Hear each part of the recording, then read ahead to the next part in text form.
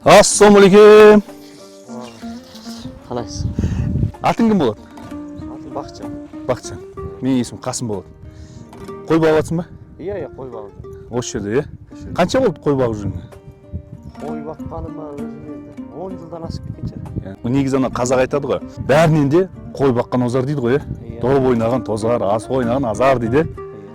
Мысалы қарасаң, қазір мысалы мен айтамын да, елдер өкімет жаман дейді.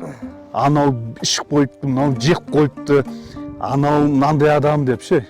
Бұға қарасаң, Қазақстанда жұмыс істеуге бола ма? Болады ғой. Еңбек етсе бәрі болады. Болады, е?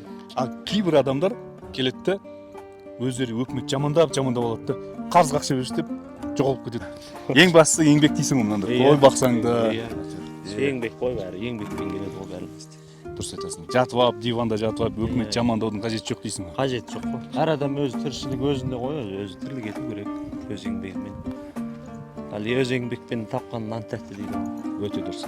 Сондықтан да достар, жата бермей, тұрып әрекет етейік.